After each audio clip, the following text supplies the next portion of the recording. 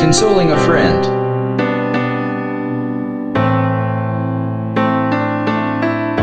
The pitcher stood on the mound in a high school playoff game. The winner would advance to the state championships. At the plate was a close childhood friend of the pitcher. There were 2 strikes and 2 outs. One more strike and the game would be over. The pitcher wound up and threw towards home plate. The umpire raised his fist signaling called strike 3. The batter was out. Game over. While his teammates celebrated on the mound, the pitcher had a different priority. He headed straight for home plate where his friend was experiencing the emotions of being the last out and the end of the dream of a state championship. Consoling and embracing his friend was a spontaneous, genuine expression of love. Celebrating a victory could wait. Having compassion for a friend was foremost on the pitcher's mind.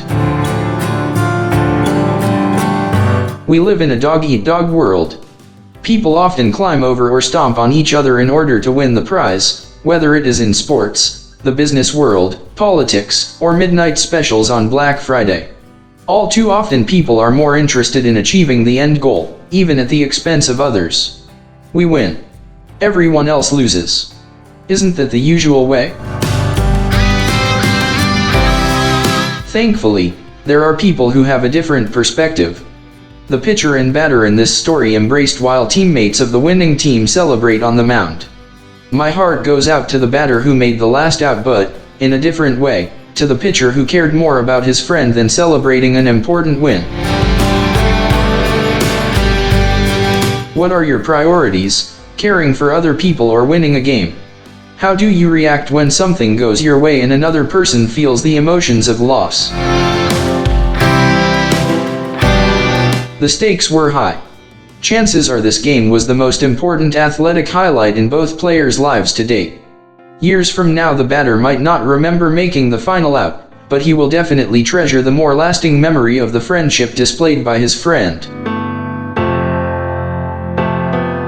It was at that moment, for both players, when friendship mattered more than the outcome of the game.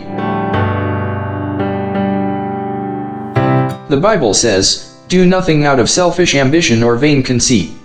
Rather, in humility value others above yourselves, not looking to your own interests but each of you to the interests of the others." Philippians 2, verses 3-4. Let us pray. Heavenly Father, there are many times in our lives when someone wins and someone has to lose. When our achievement means that others may feel a sense of loss, let us be sensitive to the emotions of others. Help us to put friendship and loyalty at a level of equal or greater importance than the outcome at hand. We can make a lasting impression by how we value others in all situations. Amen.